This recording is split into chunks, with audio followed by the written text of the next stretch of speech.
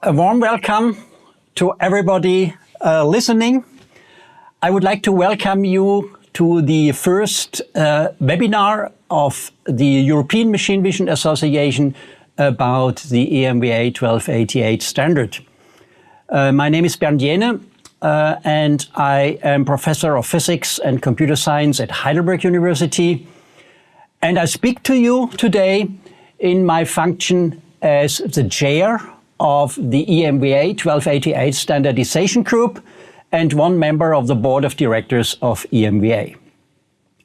EMVA is proud to that we have now the first webinar, and we would like to continue this effort, and therefore also your feedback to this webinar is very much of importance. Today we would like to discuss how can we compare cameras with the new release 3.1 of the standard. And the outline of today's presentation is as follows. First, I would like to give you a short introduction, discuss purpose, history, and especially also the basics of this standard, so that in a second step, it is easy for you to understand what are the key parameters of the standard. After this more basic part, you will have the first opportunity to ask some questions. Then in the second part, I am going more to the practical details of the standard. If you compare two or more cameras, it is of course very much of importance to think about the uncertainty and the reliability of the parameters. So it's important to discuss these issues as well. And then finally, as a last step, we will together try to compare some virtual cameras, and I introduce you for that purpose to the summary data sheet, which makes this comparison with cameras side by side quite easy. So in the first step, let's go to the introductory part, where I discuss the purpose and the history of the standard first, and then give you some basic understanding of this new standard. First to the purpose and history. The 1288 standard is for objective and comparable specification of cameras. And the special thing is, it is for a camera as a component without a lens, as it is used generally in machine vision. So we look really at the signal quality from the perspective of measuring techniques and industrial image processing. This is also the reason why a new standard was required, because the existing ISO standards rather do a system characterization of a complete system, camera with a lens, and they are targeted for image quality of consumer products, though they look more at the quality of images from the perspective of a human observer. In short, 1288 is optimized for machine vision and measuring technique, the ISO standards for a system characterization of consumer products. We have now more than 13 years of experience and development behind us, and this has caused also broad international support. It is true the standard has been an initiative in Europe, but meanwhile, through a G3 contract, it has global validity. It is accepted and supported by all major imaging associations worldwide. Quite recently, in December last year, Release 3.1 was issued, and the most important new thing with this version of the standard is that we have on one page a summary of all the most important parameters so that it is easier to compare cameras. So, let's jump really into the middle of what we are interested in, namely the question, how can we really obtain optimal quality of an image? Or I can also put it the other way around. What are really the limits of the quality for an image sensor signal? Well, at first glance, you might simply think, do we just need a bright enough image? That means a strong and clear image signal? If we think in such a way, actually we must see that this is wrong. Because what we always have to do is we have to compare the signal in the image we are interested in with all kind of disturbances. So the basic question is, what kind of effects are there which limit the quality?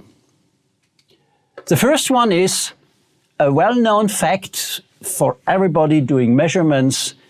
Each measurement we are doing gives us a different value. And this is called temporal noise. So the first limitation of the quality of an image sensor signal is temporal noise. The next limitation is typical for image sensors which have a lot of pixels. So we do many measurements simultaneously, and each pixel gives a little bit different answer, and this effect is called spatial non-uniformity. So the second limitation is spatial non-uniformity. Well, and there is even a third one. Namely, we will get a signal in our image sensor even if there is no light at all. And so what we have to do is we have to analyze this, what we call the dark signal, and understand from which parameters the dark signal is dependent. So these are the basic three things we have to deal with. And the next natural question is then, how can we measure these signal degradations? And I go step by step through this. First thing is temporal noise. It is quite evident that this temporal noise will depend on the gray value. And that immediately means what we have to do is we have to measure our mean value and the variance around this mean value of our camera signal in an illumination series from dark to saturation to cover all possible answers of an image sensor. The second effect we have to measure are the spatial non-uniformities. And here it is sufficient to do this little bit more demanding measurement only at 2 points, because we have studied already an illumination series. It's sufficient to do this type of measurement in the dark and at 50% saturation. And finally, the dark signal. What we have to do is we have to measure how the dark signal depends on the exposure time, and this parameter is called the dark current. So these are the three types of measurements. So the measurements itself are not of interest to you in the first place. You want to know what are really the key parameters describing the quality of the image sensor. And for this purpose, we need, as shown here in these graphics, a black box model. So what we do is, we think about a camera as a black box where we have an input, and the input signal are the photons hitting a pixel during the exposure time. Then they are converted within the camera finally into a digital gray value, and this digital gray value is the output of our system. And the real essential point with the 1288 standard is we do not need any internal measurements within this black box. And that means not only the manufacturers, but everybody could do this type of measurements. So let's fill a little bit this black box, because without any understanding what's going on there, we will be completely lost, of course. And the good thing is that as long as the camera is basically linear, this is quite easy to do. The first step, what happens in any kind of semiconductor device, is that photons are converted into charge units. Normally you speak about electrons. And unfortunately, not every photon is converted into an electron, but only a certain fraction of the photons, and this fraction is called the quantum efficiency. So the first thing is that the number of photons are multiplied by this quantum efficiency to get the number of electrons in there. In the next step, there will be additional signals added which occur within the camera even if there is no light. So we will have a dark signal added, and this signal has also some variations in the same way as the photons coming in have variations. So we have to add up two signals there. So to the uncertainty of our measurements of photo-induced electrons, we have also the uncertainty of this dark signal. Well, the next step is now the amplification of this signal. And the final step, which is nowadays done in all cameras because they have a digital output, is that there is also a final quantization. And this quantization makes also some uncertainty because a continuous value is replaced by discrete values. And this is also called a noise. It's a pseudo noise, a quantization noise. But this is very well known how to describe that. At that point, you may wonder, well, I do know that in any stage of this amplifier, there will be additional noise sources, and you just put a dark noise here in. Is this not wrong? No, unfortunately, it is not wrong, because we have, of course, all these different noise sources in different stages.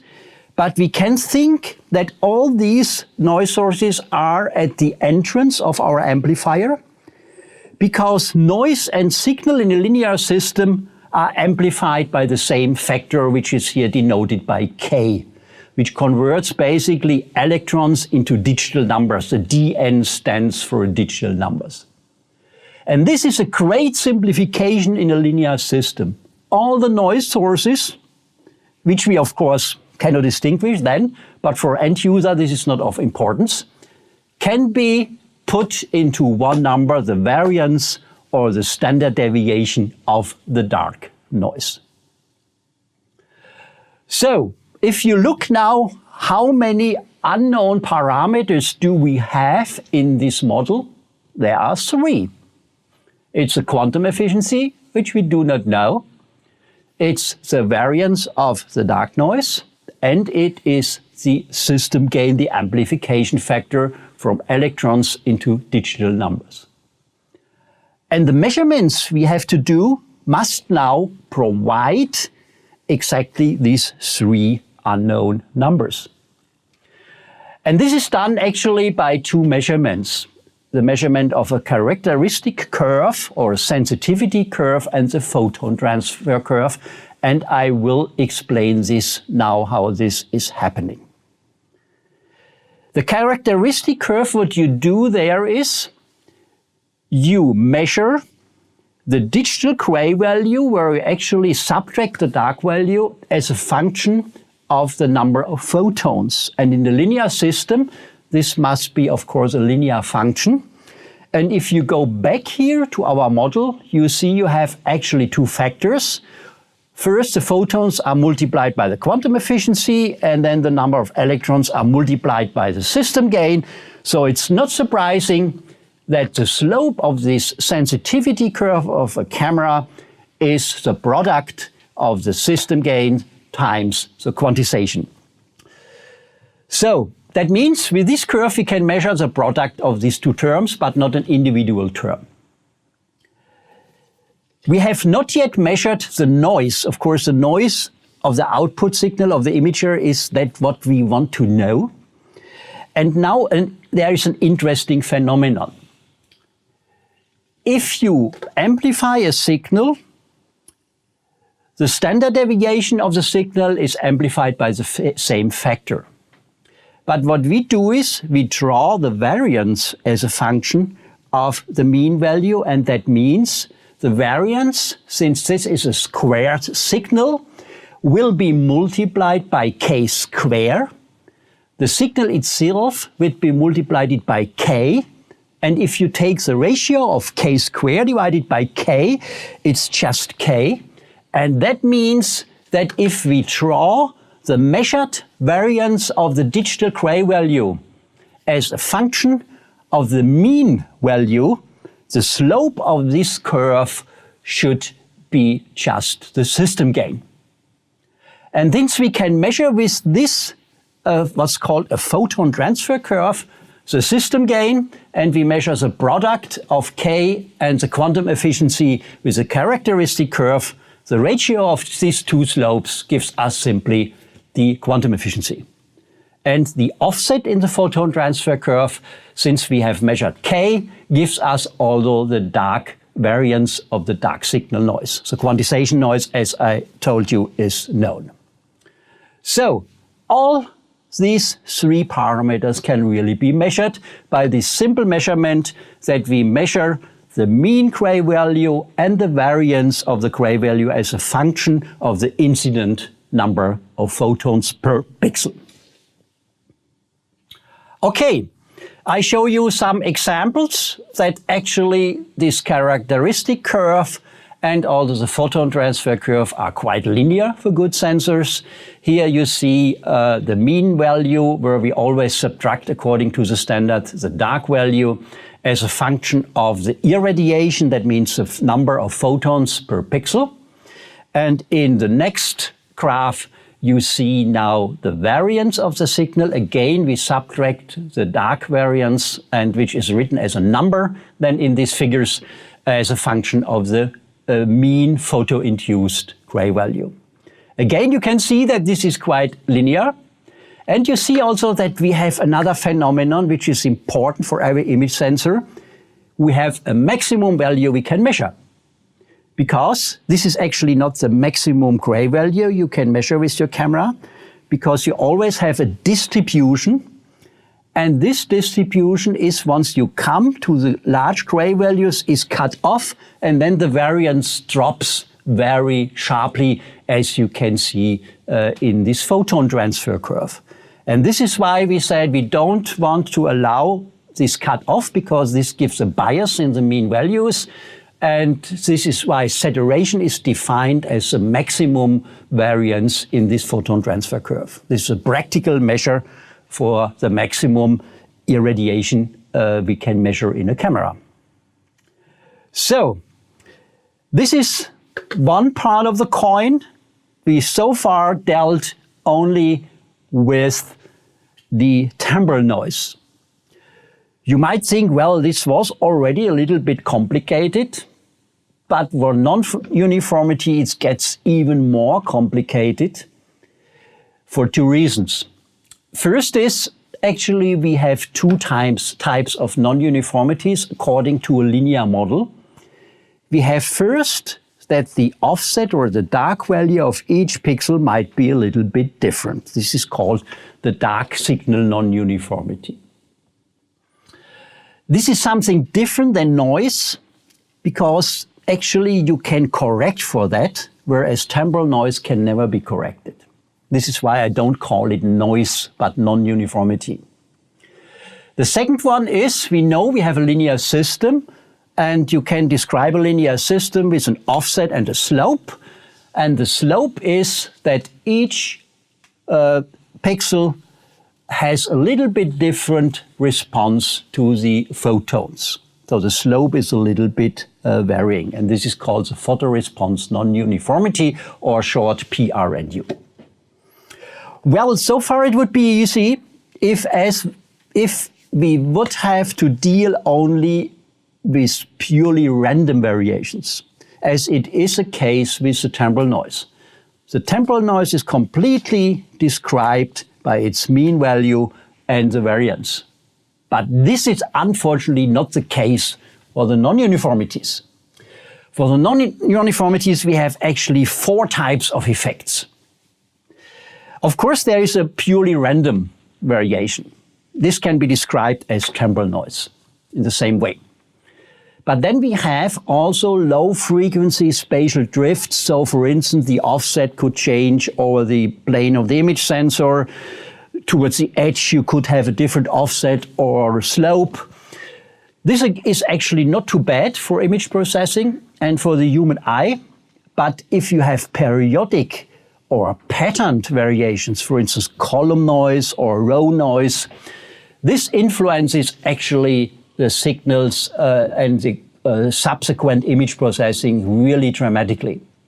And so we have to describe all of these type of variations. Well, and the 4th one are really the bad guys.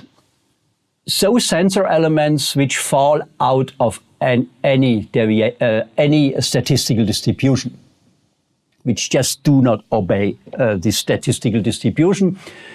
This could be all kind of malfunctioning pixels, either with a much lower photoresponse uniformity or a much higher dark signal non-uniformity, or in the extreme case, completely non-functional pixels, or even pixels which are oscillating, the blinking, so-called blinking pixels. Non-uniformities are much more difficult to describe. I have no time to go into detail, so let me show you the progress we made actually in 3.1. That's another progress for a very easy description of all these different phenomena. We decided to put into release 3.1 profiles, because if you draw, for instance, a row of the either dark signal non-uniformity or the photoresponse non-uniformity, you see how the signal is behaving. You see pixel by pixel variation, you see general drifts, you may see outliers. So drawing just a row or a column of the middle of the sensor gives you a feeling how strong are these different variations are. Then it would be nice to see if I take a mean now of all rows or columns, are then these pixel to pixel variations gone? This would be the case if it's really random. But imagine you have a column-wise noise, then by averaging over all rows, that would not disappear. So the mean gives you additional good information either about column-wise or row-wise variations. But then we have still a problem. We know we have some outliers, and this may be a few up to 1,000 or 100. And if we just draw one line, we won't catch them. And there is a simple trick.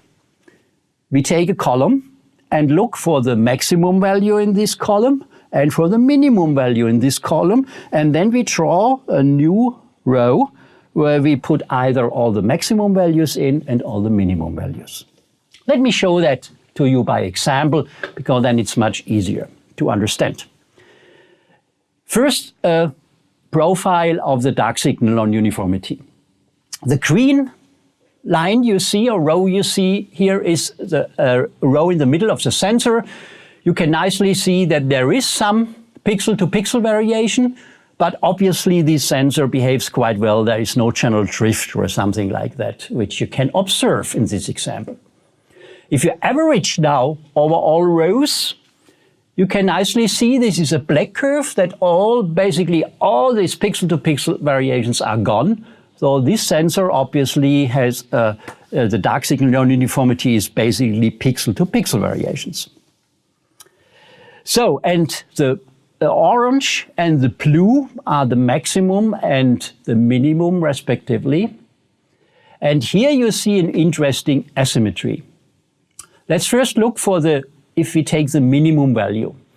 If we assume we have a Gaussian distribution, you may remember that then the minimum values which can occur are typically 3 to 4 standard deviations lower. So it's not surprising that the minimum values are shifted from the green line to the blue line down. No surprise there, that's okay. But the surprising thing happens for the maximum values. You see also this channel shift now upwards, but you see maybe about 50, 60 or 70 pixels which have much higher values. And this is typical for the dark signal non-uniformity. These are these few hot pixels you have in your sensor with a significant higher dark value. So very nice way to describe this type of effects. In the PRNU, it looks a little bit different. There you cannot expect that you suddenly have pixels with much higher sensitivity, but you can expect that some pixels may show less sensitivity, and so in the minimum curve you have now actually some outliers which show pixels, very few pixels, you can count them even here, which are a little bit less sensitive. So I hope that you also find this extension of the 1288 standard useful. We found it quite helpful because with one graph you have all the information together. So with this I have basically ended this channel discussion, and now we want to transform this in a quantitative way to the key parameters. The key parameter, first one, is the signal-to-noise ratio. Because as I said, the strength of the signal does not say anything. The question is, how good is the signal we are interested in compared to the noise level? And there you have simply to divide the mean signal. Of course, you have to subtract the dark value and divide it by the standard deviation and not by the variance. That is a definition of the signal-to-noise ratio. Let me give you an example. If the signal-to-noise ratio is 100, that means that the mean signal is 100 times larger than the noise, or the signal is fluctuating about 1% around the mean value. Actually, a human eye would not be able to catch these small fluctuations because a human eye can typically only see signal-to-noise ratios smaller than 50. That means fluctuations larger than 2%. So we can, and this is a nice thing that we have a model in the standard. We can simply compute the signal-to-noise ratio as a function of the number of photons we apply to our pixel from this linear camera model. If you want, you can do the calculation by yourself from equations 1 and 2. And then we get, not surprisingly, that the system gain is cancelling out. It cancels out because signal and noise are multiplied by the same factor. The only exception would be if the quantization noise is too high. We may discuss this later in the questions. But I assume that the quantization noise is negligible. Then you have actually only two parameters left which determine the quality of the signal with respect to temporal noise. And this is how large is the quantum efficiency. The larger the quantum efficiency, the larger the signal-to-noise ratio is, and how large the variance of the dark noise is. These are the two parameters which are left. Nice thing, complex system, and only two parameters left. The other thing which is very nice is that we can easily define what is the best possible camera. Because from the physics involved in semiconductor images, we know that at these conditions we speak about images, the maximum possible quantum efficiency is 1, which means each photon is converted into a charge unit. So quantum efficiency 1. The noise which is involved with the photons cannot be be cancelled, unfortunately, so we never get signal-to-noise ratio infinity. But we could try to suppress all dark noises. So the second ideal parameter is that the dark noise variance is 0. And if we put that into equation 4, the best possible signal-to-noise ratio we get is just the square root out of the number of photons which have been collected during the exposure time. That is the best possible thing. And this allows us in the signal-to-noise plot, which is double logarithmic for the very simple reason that we can see what happens at high irradiation and what happens at very low irradiation, and this could be several decades. And this is the reason why it's double logarithmic. And then we make, of course, all the signal-to-noise ratio logarithmic. And then the ideal curve, this is a thick straight line you see there, is a straight line with a slope of 1/2. That's the best possible signal-to-noise ratio we can get. At high irradiations, the really measured values and also the regression is a little bit lower because we have not a quantum efficiency of 1, but less. That means we count less electrons, and this gives a larger noise. So this curve is first going parallel with the ideal curve, and then it is bending down. And this is the influence of the dark noise, which makes the signal even much worse than the ideal camera. Actually, the slope of 1/2 is gradually changing a slope of 1. And so the dark noise really limits our capability to see low intensities with an image sensor. So if I sum now the temporal noise parameters, we found actually 2 key parameters, which is the first one is the temporal dark noise, either the standard deviation or the variance. Then we have the quantum efficiency. And then by the simple fact that we cannot measure infinite large signals, but that there is a saturation, the saturation capacity is also very much of importance. It gives us the maximum possible irradiation we can measure with an image sensor. So also we have a limitation on the high bright side, and we have a limitation on the low irradiations.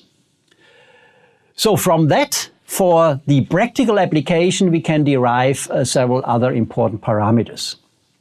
We would like to know, for instance, what is actually the minimum possible irradiation or exposure in units photons per pixel what we can measure. And you can derive that actually from the SNR curve, that this is nothing else, roughly speaking, it's proportional to the standard deviation of the dark noise and inverse proportional to the quantum efficiency. So both of these parameters come into this important absolute sensitivity threshold, so the minimum irradiation we can measure. Then we have, of course, since we have also a saturation capacity, we will also have a maximum signal-to-noise ratio, which always appears in the very brightest part of the image sensor. And this is nothing else than the square root out of the number of electrons we can capture on each pixel. Or if you translate that into photons, it is actually the product of quantum efficiency times the number of photons in the saturation state. Having this quantity, we can define another one, which is an important characteristic for an image sensor. We want to know what is the whole range we can measure, and this is called the dynamic range. And the dynamic range in a linear system is the maximum possible number of photons divided by the minimum numbers. That means the saturation capacity actually divided by the absolute sensitivity threshold. So this is everything with temporal noise. The question now is, I have shown you so far for all these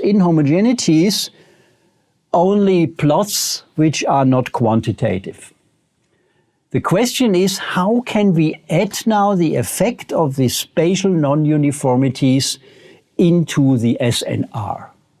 And the nice thing is you can do that quite easily because of a statistical law, which says you can add up all the variances. For a statistical system, do not add the standard deviations, but add all the variances. For the DSNU, that's quite easy, because the DSNU is just another offset, so you add just the standard deviation, the variance of the DSNU, which is called DSNU 1288 squared. For the PRNU, it's a little bit more difficult, because the PRNU in the standard is not given as an absolute value, so variation of electrons, but since we have defined a slope, it is a variation of the slope, and this is a relative measure. So if we want to get the variance of the signal, we have to multiply the square of the PRNU with the signal squared. And that is something completely different now to the noise caused by the photons, which is a term which is linear in the square root as a function of the number of photons.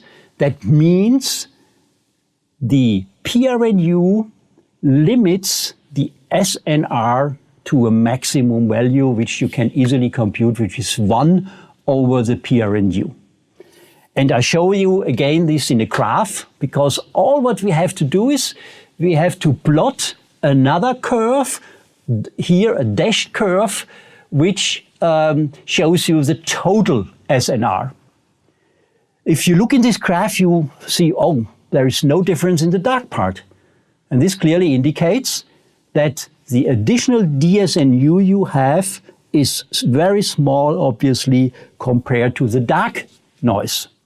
Whereas in the bright part, it looks completely different. The dashed curves gets less steep, and you see close to saturation, you see a clear effect of the PRNU, which might be quite large if the PRNU is larger than the noise. So you can easily see this different behavior of DSNU and PRNU.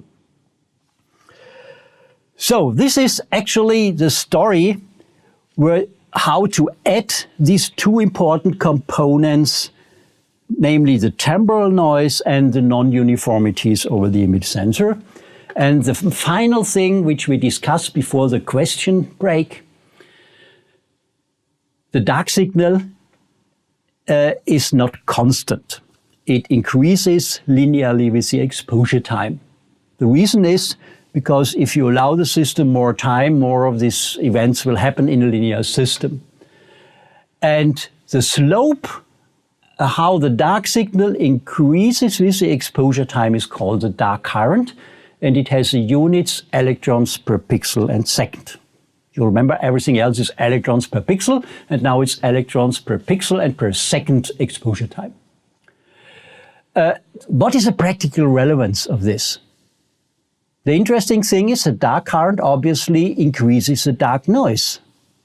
That means if you operate the image sensor with larger exposure times, the dark current increases basically the dark noise. And in the worst case, the whole image is determined by the dark current, and if you get a very long exposure time, you get an auto-saturation of the image with at a certain critical level. But that means the dark signal limits the maximum usable exposure time. For this, it's very important. I have a small example here for you.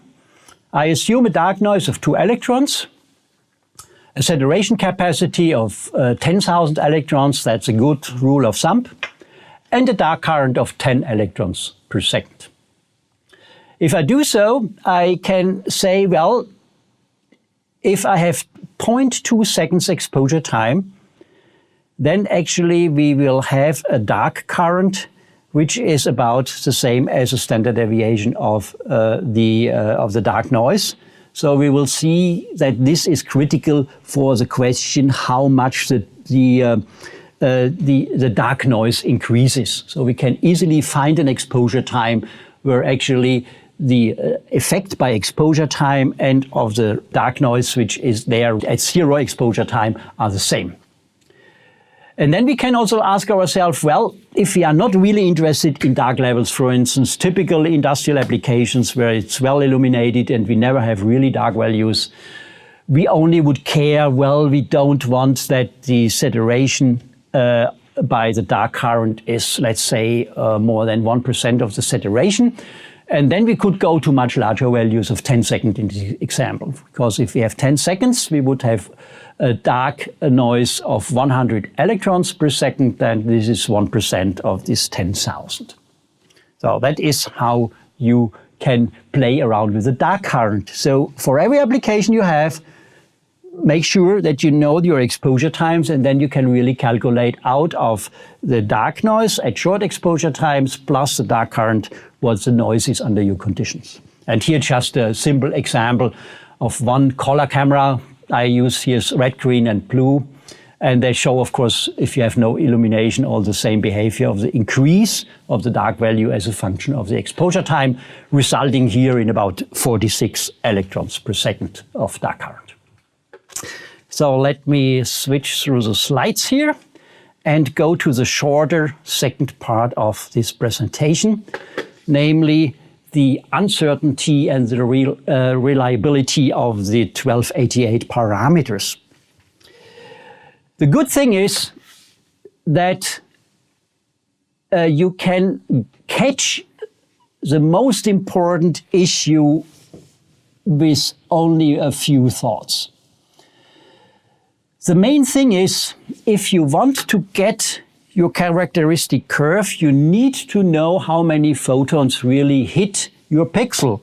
And for that, you need an absolute radiometric calibration. And the trouble is, in contrast to many other physical parameters you may know, like measuring tension or current or whatsoever, you typically have many digits of precision. But with absolute radiometric measurements, the error is surprisingly large. It is 3 to 5%. So quite some uncertainty. The question is, which parameters we have discussed are influenced by this uncertainty? It's very obvious it is a quantum efficiency. Because the quantum efficiency is just number of photons to number of electrons.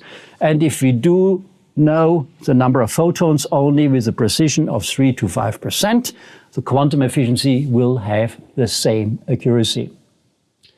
And then you have a number of parameters where the quantum efficiency goes in as well. And these are actually all parameters. They are easy to identify, which have the units of photons somewhere in them. And they have then about the same uncertainty, 3 to 5%. For instance, to give you a counterexample, the system gain. In the system gain, you actually draw a graph, variance of a signal versus the mean of the same signal. No radiometric calibration is in there. That means the system gain is only a question how accurate that is, how precise you can measure actually mean values and variances. There is a practical consequence of this quite low accuracy. Imagine you have a datasheet camera 1, camera 2, camera 3, and now you compare the quantum efficiency, and then you say, well, this camera has 1% more quantum efficiency, I take this one.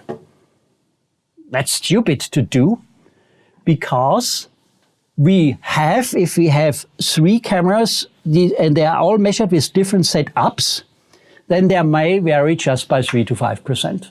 So actually 1% difference is not significant. It's a different story if you are, for instance, a camera manufacturer and measure now one camera after the other of the same series, then you can see quite small differences, of course, because you have the same calibration and the same setup and the same conditions, how you mount the camera to your measuring equipment. Then you can see a much smaller difference, but only relative to each other and not absolute. That is an important issue.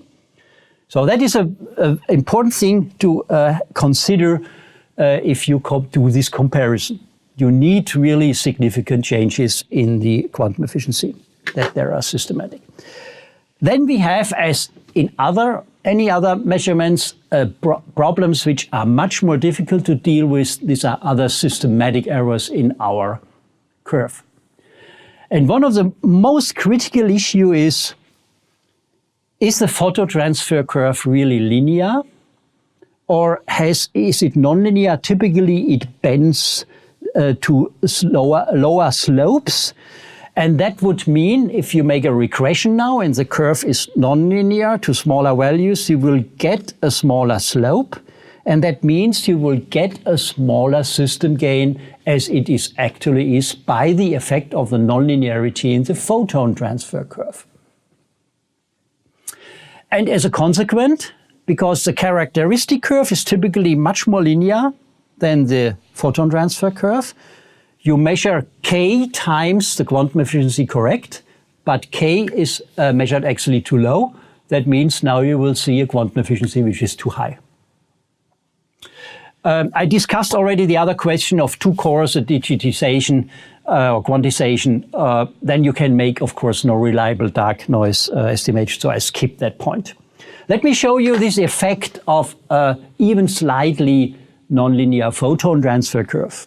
This has been measured with a sensor with the lowest gain. And there you can nicely see that this photon transfer curve is a little bit bent. And that means the slope, the average slope, which is taken according to the standard from 0 to 70% saturation, is obviously a little bit lower. And the measured quantum efficiency you have here is 69.5%. If you want to ask now, how uncertain is that slope, because it's hard to estimate, there is always a good trick to escape this problem. Do a measurement with the same camera with a higher gain, because then you are in the more linear part of the photon transfer curve and you get a better estimate. So we have done that. We measured at a gain of 60 B, that means 2 times higher gain. And then you can see the photon transfer curve is almost perfectly linear. And as a result, we measure a lower quantum efficiency. It's now 68.4%.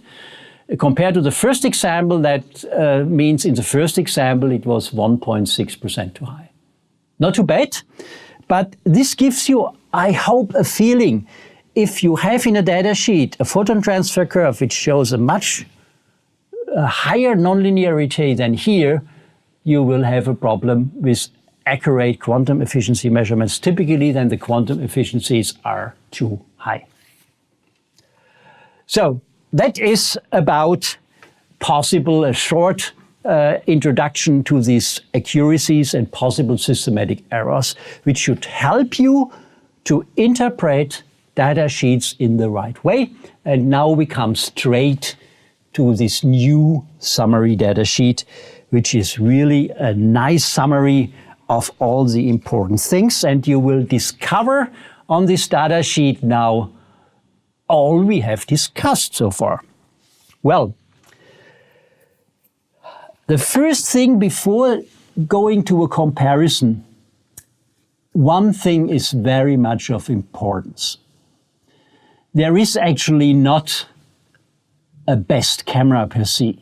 There would be one if an ideal camera would really exist. An ideal camera, to repeat that, quantum efficiency of 1, dark noise 0, and also, of course, a dark current 0. And this does not exist. The first thing you have to think about is what are actually the key parameters of your application.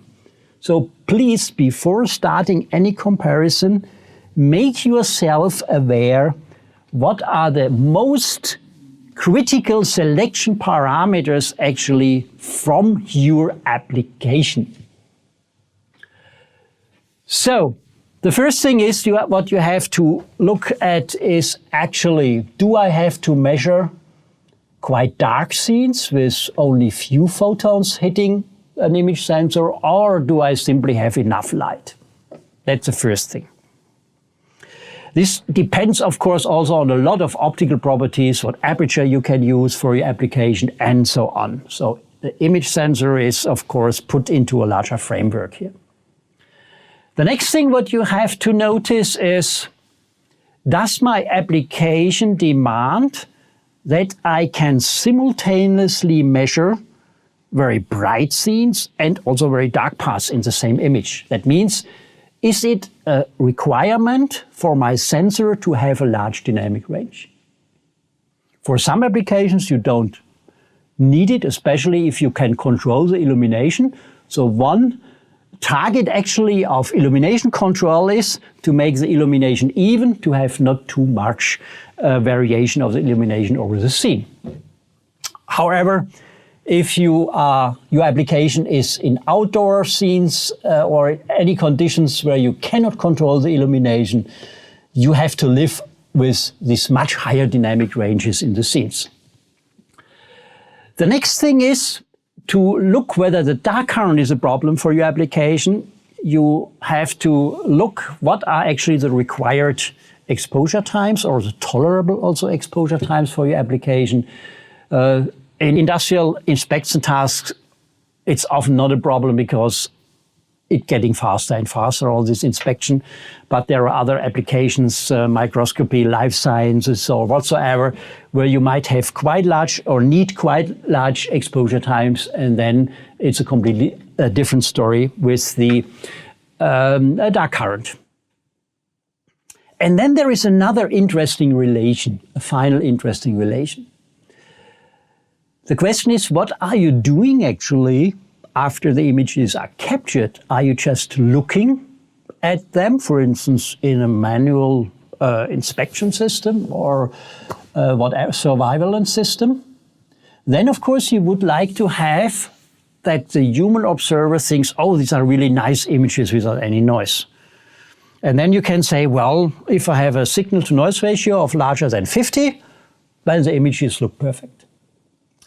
For image processing, it is a little bit more difficult story because there could be different cases. For some cases, imagine you have objects with a certain contrast in your scene, you know this contrast, and then of course the noise level should only be a fraction of this contrast to distinguish an object from its background. Then you also need a threshold which is defined by your image processing you are applying and the scenes you have. But you might also be a guy who is doing more radiometric measurements, for instance, spectroscopic, or if I think about all this hype we have nowadays with hyperspectral imaging, there it might be that you really have to look for the best possible signal-to-noise ratio you can get, because then you will be able to measure things much more precisely, to distinguish also very small contrast differences. So the thing you have to investigate before you compare cameras and for any kind of subsequent image processing, look for the nature actually of the image processing you are doing, whether it needs thresholds for the signal-to-noise ratio or the best possible one. And this is an important criteria for the then comparison of cameras. So now, finally, the look at this summary data sheet so that you can see each part in detail. I project here into the video only part of it. Here you first see the top part, which is an important thing because it describes the operation point or the operating point under which the measurements have been performed. And actually this first table should include all the parameters so that anybody who wants can actually repeat these measurements. You may say, well, there might be so many different parameters I can set for a certain imager. That's true. But the convention we used here in the standard is that you describe important things like the exposure time you always have to select. And if you don't mention some specific things, for instance, like binning or whatsoever, it is thought that you use the factory default, because otherwise there would be a very long table here at the beginning.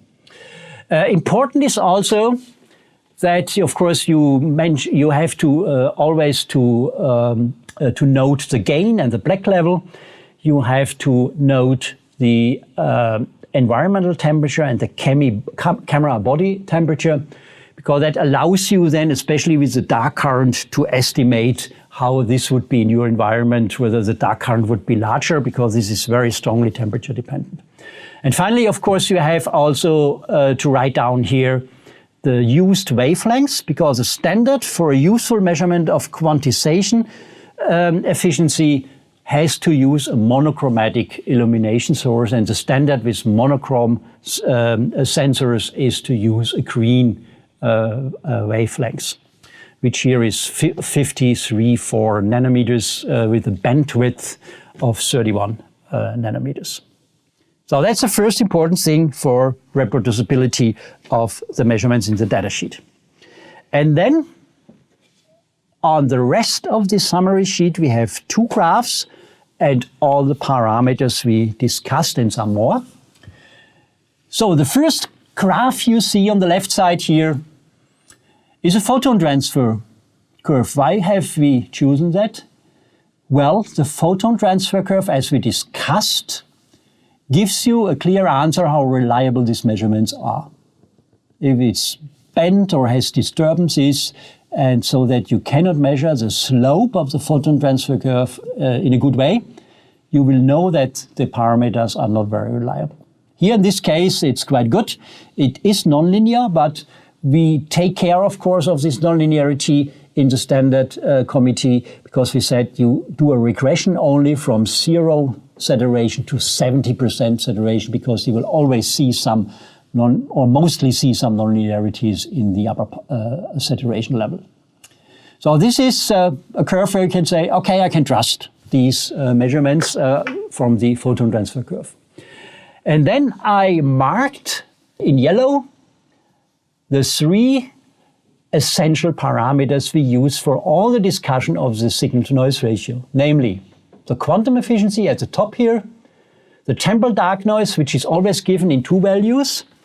There is a value which has a different name for the directly measured in digital numbers. This is what you really directly measure. And then you use actually the system gain to go back how many electrons these are. You always do these 2 things. And there you actually subtract also the quantization noise to really have a sensor-related measurement. So, and then we have, of course, a saturation capacity at the bottom on the right side, where the saturation capacity is actually given always in with 2 values. One is the number of photons and electrons. Maybe I go back to the next one. You can just see it here. Saturation capacity is given in photons and electrons as well. But what is now if I have sensors with different pixel sizes? There, another parameter is very much of importance, the saturation in photons per micrometer squared or in electrons per micrometer squared, so that it's more easy to compare actually image sensors of different pixel sizes.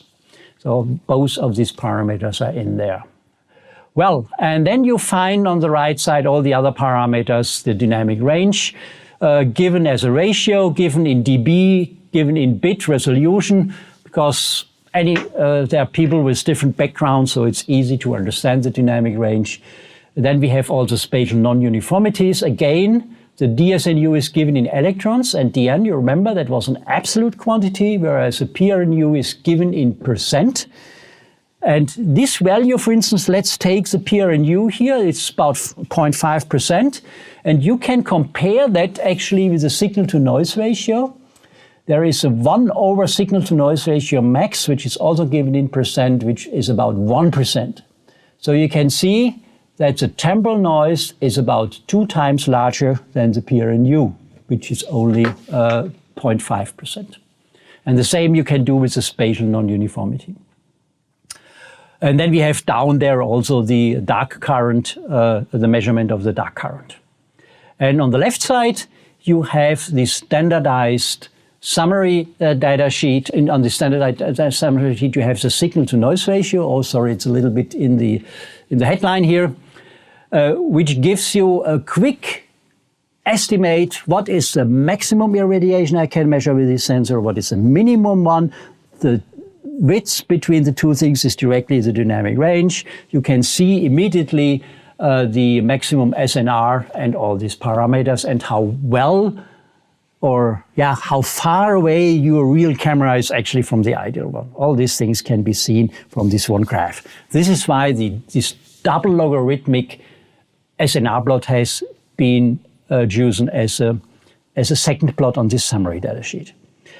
After the summary sheet, then you have all the details for those who want to study the effects of the sensor detail. So you have a long list of plots and graphs and measurements you have to show later on for a more detailed study, which I have no time here to go into detail. But what for a simple camera comparison, this summary sheet is very helpful for you. So you can just have the data sheet side by side or in an Excel table and can then do very nicely a comparison. But please don't forget, these values have uncertainties, so especially for the quantum efficiency and all the quantities which have photons as units, be aware that you have this 3 to 5% uncertainty, absolute uncertainty in these values. So, last thing is, well, let's go to at least 3 typical application examples to learn which of these parameters we have are most important for under several application conditions. I start with a situation where we simply have plenty of light. If we have plenty of light, we can say, well, we even do not care about the quantum efficiency, because if there is enough light, and we still have some reserve to extend the exposure time or to open the aperture, no problem. Even a low quantum efficiency is okay. So the target here is, or the most critical parameter here is, we want to get a maximum SNR or an SNR over a certain threshold, depending now on your demands from the subsequent image processing. And the maximum SNR is simply given by the square root out of the saturation capacity in units of electrons. So what you really have to look at, the most critical parameter for cameras, look at here at the saturation capacity in electrons. And if this is beyond a certain threshold, or here you can also look, of course, as a maximum signal-to-noise ratio. And if this is either the best or beyond a certain threshold, you can use this camera for your application. Now let's look at the other extreme, which is, of course, also the case in many applications.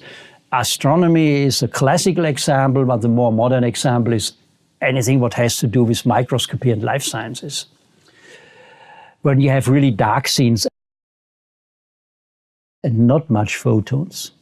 And then, of course, clearly, then we want to choose a camera which has the smallest possible sensitivity threshold, so that we can really measure also or work in our application with really dark scenes. And if you look again for this equation, I told you that this sensitivity threshold is proportional to the standard deviation of the dark noise, and it's inversely proportional to the quantum efficiency. And at least if you are in the visible range, you can look at the different image sensors nowadays. You will see that the quantum efficiency does not change too much. It's typically, let's say, between 40% and 80%. So the range may be at most a factor of 2. But where the cameras really differ is by the standard deviation of the dark noise.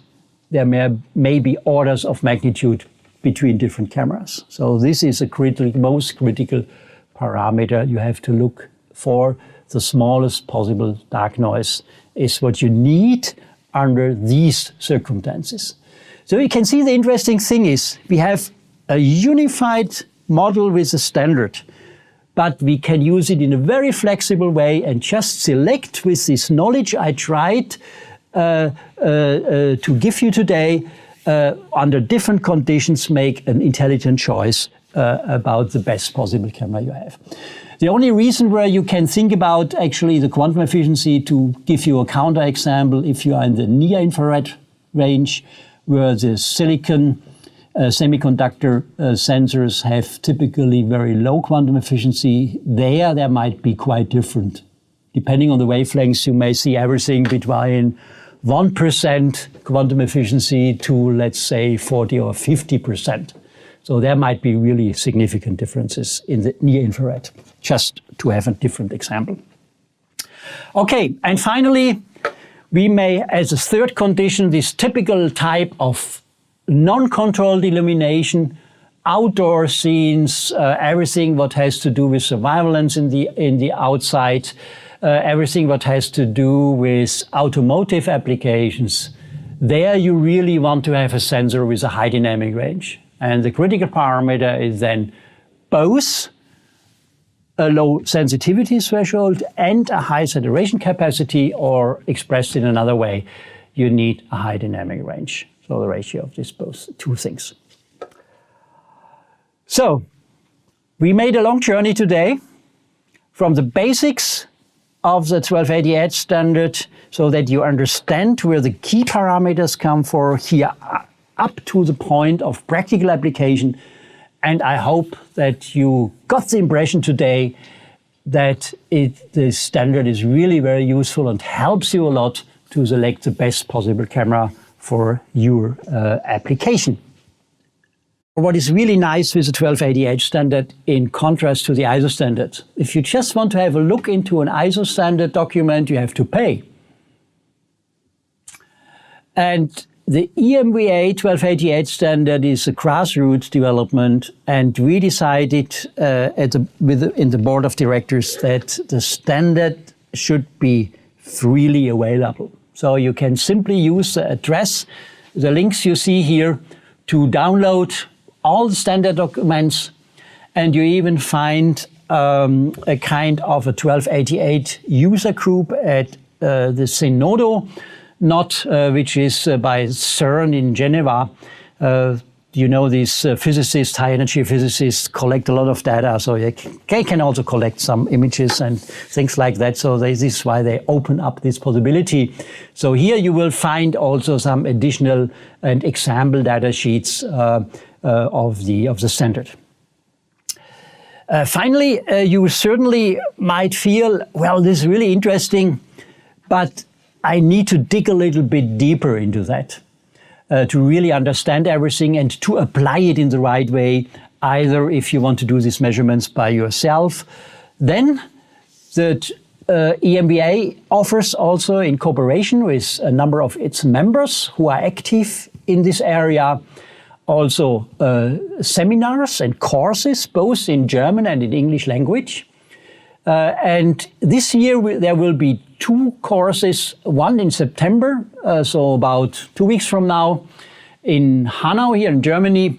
This is typically a German course, a German language course, but the material can be English or German.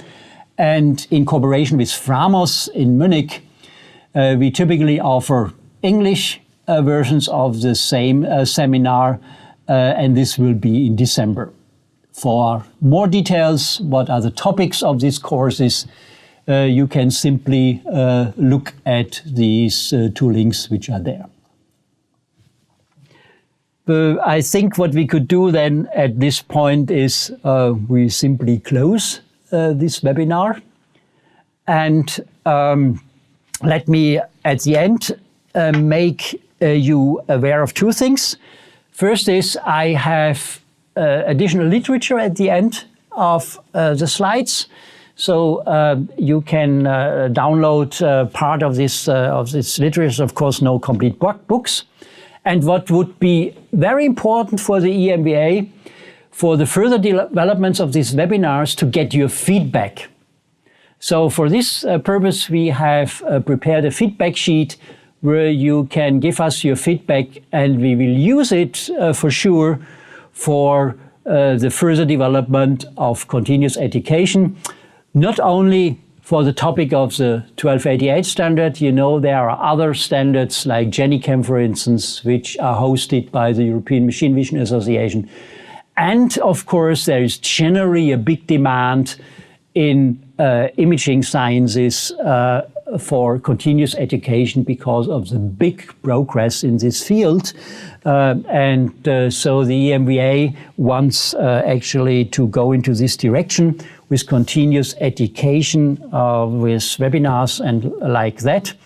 And any hint from your side about forms which would be most suitable for you, about contents which you really would like to learn, helps us to shape these type of activities, which is a service of the association for its members and the whole vision community. With this, I would like to say goodbye to you.